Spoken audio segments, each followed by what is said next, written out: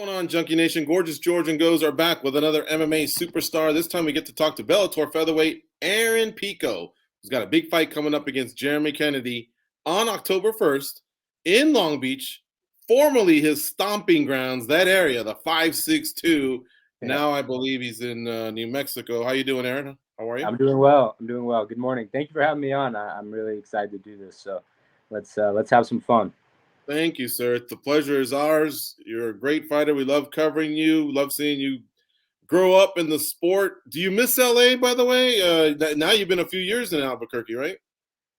Yeah, I've been here quite some time, like 3.5, almost 4 years. Yeah, of course, I miss California. I have a lot of family there. I love the, we have our, the Lakers, the Dodgers. We have our culture there, but Albuquerque's been very good to me. I'm enjoying everybody here. I have good friends. I have friends who I consider family now. So I get the best of both worlds. Horses too, right? Yeah, I have 2 horses, 4 dogs. Yeah, my life is crazy. and a new baby, I think. Yeah, my son Valentino. He's just starting to walk. Well, he's been walking, but no, it's crazy to see he's getting into everything, and yeah, he's a bundle of joy. I love it. Has he shot his first double yet? Can he walk? What's going on? Nah, not yet. I want him to ride horses or go on the go-karts. I'm not sure if he'll wrestle. Okay. Yeah, that's just something you are dead set against? You don't want him in combat sports? No, I'm not dead set about it. It's just, yeah, I don't know. You know what? If he wants to wrestle, great. If he doesn't, great. But we'll see. We'll have to see. Only time can tell. He'll definitely do a wrestling practice. He's got to put on the shoes at least once. But right. I'm afraid he'll like it. And but it's just a tough life, to be honest with you. I know every thing you do at the high level is very, very tough. But wrestling and combat sports is just a different level of toughness, especially at a young age. I know for me, I grew up wrestling, cutting weight, and I enjoyed it. I looked at it as a game. I knew, if I had to lose some weight, I knew that if I weighed in, I was going to be able to get whatever I wanted after, and it was going to be nice. But that was just my way of thinking. I can't expect everybody else to think like that.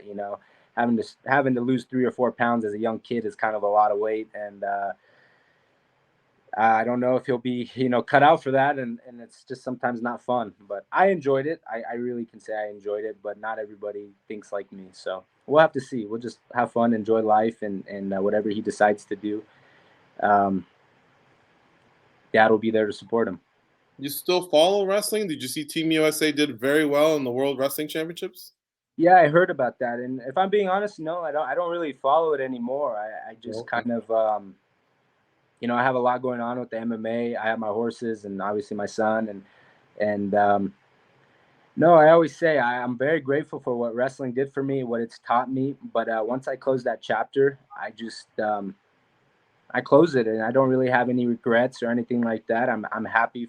I'm happy that to see guys still pursuing their dream. But at the end of the day, it just wasn't my dream. It wasn't my dream, and I've moved on to other things, and I'm okay with that. I'm comfortable where I'm at in my life. Well, Jordan Burroughs won his 6th gold medal in the World Wrestling Championships. That's very impressive. And then that's awesome. Kyle Dake won one.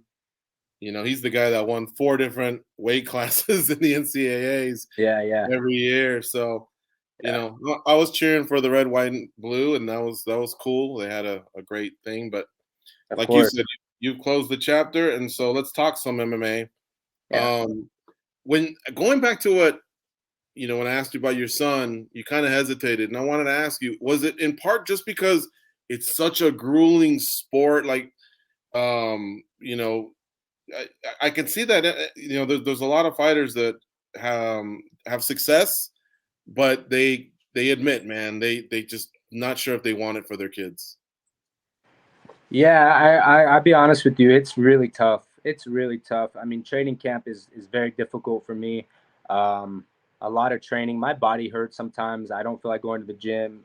Obviously, I have to watch my weight. I got to make weight. It's just different lifestyle. But I like it. I enjoy this. This is all I know. I started wrestling when I was 4 years old. I think I had my first wrestling tournament. I was 35 pounds. So this is what I've known and been bred to do my whole life, and I'm okay with that. But it's a difficult sport. A lot of head trips as far as mentally, ups and downs, and sometimes the consequences of you making a wrong move is you getting knocked out, sent to the hospital, orbitals broke, hands broke, feet broke, legs broke. It's just different. In NBA, you have a bad game. Okay, you only had 10 points, and you know what I mean. You get to go home and you're going to get a paycheck the next month, and you're going to be making your millions of dollars. The way that the MMA works is it just doesn't work out that way, and it's tough. Not everybody's cut out for this. Some like I always say, some dogs just don't hunt. Right. Well, you're hunting. You're on 6 in a row now. Yeah. And I know early on in your career, a lot of pressure. You came out of the gate a little slow, 4-3, but now you're 10-3 and 6 in a row. And Jamie Kennedy's a big dog. He fought in the UFC before. He's been around, and now you're getting closer. Now we can start talking about like, hey, if this goes your way, if you say the right things, now we start talking like titles. Is it kind of getting a little bit more exciting now that you're like being featured and talked about that like that? Yeah, I'm really excited for that. I think this is where I've always pictured myself, and as a young kid, I've always wanted to be a world champion. So now I'm kind of knocking at the door for that. I feel I'm physically and mentally ready for it. That's the most important thing. I think before, when I first came into my career, I was only 20 years old and had a lot of pressure, a lot of hype, but I had a lot of learning and growing up to do. And I'll be 26 on Friday. So I think I'm at that stage in my life, physically and mentally, to take on the challenge of being a world champion. And I've been saying it. I don't want to be a good champion. I want to be a great champion. I want to defend my belt. And I think I have a good, solid group around me, inside the gym, outside the gym, to be a champion for a very, very long time. But everybody has to go through that. They have to get through that one fight and then fight for the championship, and then you can get the ball rolling. So I'm at that stage in my career, and I'm really excited for it. Aaron, of those 6 fights, is there one that you can point to that you could say, if that dude shows up every night, that version of Aaron Pico, he's unbeatable? Is there like one that's the best representation of you? Aiden Lee. When I fought Aiden Lee, he's from Edwards camp. He was a long, lengthy, good kicker, and I just put the pressure on him. I was relentless. I tried to submit him 4 times, but I didn't ever think like, man, I didn't get the submission. I just kept playing my music, and then I got the job done. And when I got done with the fight, I said, man, I didn't feel like I did really good. But then as I went back and watched it with my coaches, my relentless pressure was the factor in that. And obviously my skills is very good. So if I can fight like that every single time, I know I'll be unstoppable. Yeah, George mentioned Jeremy Kennedy earlier, and that's a tough kid, man. Very tough fighter. Are there any ways that he stands out as far as being a puzzle to solve over previous opponents that you faced in your career? I just think he has an understanding of everywhere, standing on the ground. He's, relatively good wrestler. He's going to look to body lock, shoot off combinations, look to calf kick. I know him and his coaches have been working a lot of, inside leg kicks to switch to left head kick. Throws his jab crazy amount of times. I think I watched one fight. He threw 27 jabs in one round and 25 in the second round and only 10 in the third round. But then that third round, he got a takedown. No, I think he's very predictable. I've studied him a lot. I think he's going to throw a lot of calf kicks, so we're prepared for that. I think he thinks that the body shot's going to be coming, but we have another answer for that. Body shots will be coming, but I have a whole different attack system now, and we've really built for this guy. So, I posted a video of me hitting a bunch of body shots. Body shots will come, but we have other things in store for him that I'm excited to show. So I swear I thought of you this weekend, and it was because Canelo Alvarez fought. And you and Canelo have a similar dig to the body. Yeah. Did you watch his fight, and where do you kind of assess where your boxing is at now at this point in your career? If I'm being honest, I'm a really good boxer. I have a really good feel for boxing, and I want to be able to box one day. Canelo and I have a similar style. We throw a lot of power shots. We go down low to the body a lot. And I feel my boxing is really good, especially being around Coach Gibson and working on my striking. We've come a long way. I want to box. I know a lot of MMA fighters are like, oh, I want to go and fight this guy right off the bat. I kind of have a different approach. If I need to go down to Mexico and get 10 fights and build my record up a little bit, I will. And I think I'm capable. I think I want to be able to do that. Hopefully Bellator will give me that opportunity, or put me on a Showtime card, on an undercard, and do a 4-rounder, 6-rounder. And because I'll be honest with you, I feel like I'm a better boxer than I am an MMA fighter. I know that sounds kind of crazy, but MMA is very difficult for me. And that's why I'm so obsessive about training. And boxing is not easier, but I just think for me personally, I have a better feel for boxing. Well, Bellator just let MVP bare knuckle fight. Did you see that? He did the bare knuckle fight versus Mike Perry. Okay. So similar to boxing. Yeah, that thing's brutal. Brutal. Except the glove part. Yeah. Would that ever interest you? Because we know at least they've greenlit that. Well, you're asking me if I would ever do bare knuckle? Yeah.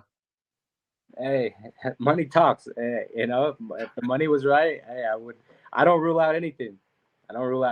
But for me, my passion is boxing too. I love boxing. When I first started, I wrestled, and then I turned like 10, 11, and then I had like 30 boxing fights.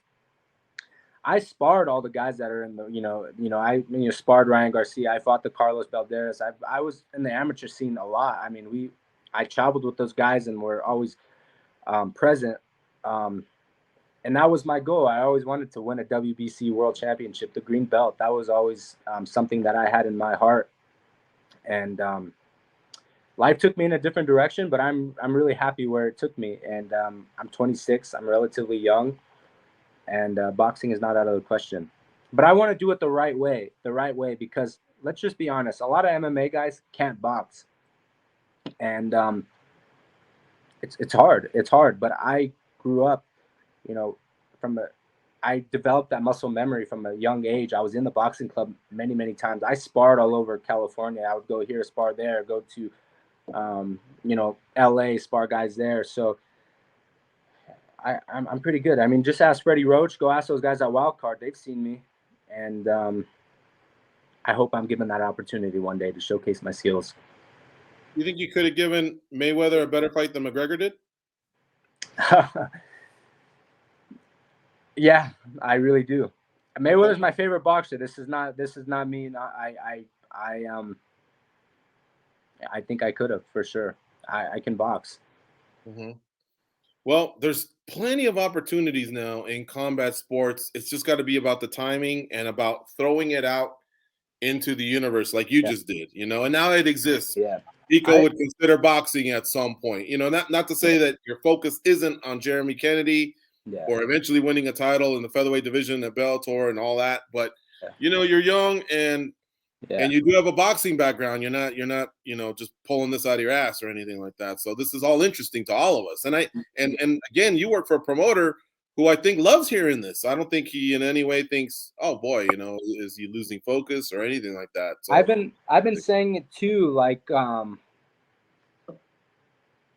like a promoter, Eddie Hearn, Oscar De La Hoya, whoever, if they need me to go in there and spar a 146 pounder and just to see where my skills are at, just give me a call. I will go spar. I will go spar those guys, because I was Miguel Cotto's main training partner. I was, sparring those guys that are world champions now. And I was holding my own. And it's not just me talking out of my ass. I can do that. And if Eddie Hearn or Oscar or any of the promotions want to say, okay, well, we want to throw you on a card, but we want to see where your skills are, call me, and I will go be a sparring partner. I will show that I can hold my own. And boxing is great. I have nothing but respect for them. I know that Showtime puts on great events. I know Jake Paul is doing a great job promoting fights, and I've been saying it. Throw me on an undercard on a Jake Paul card, because I will be exciting. And I'm not saying, oh, I need to go fight Jake Paul. I'm not saying that. I've been saying that. I just put me on the undercard, because I will draw some eyeballs to the event, you know. Yeah. Well, I was just going to suggest that as part of the family Showtime, and he's fighting Anderson later in the month in Arizona. I don't know if you'll wander on over. It's one state over. You know, it's in Phoenix, Arizona on the 29th. But I would love to go. I think that would be pretty interesting. And I got to tell you, it was a nice reminder of just how special boxing is in certain ways. When I saw the reported paydays for Canelo, 45 million, for Triple G, 20 million, I was like, oh my gosh, like that's tremendous. I'm happy for them. Yeah.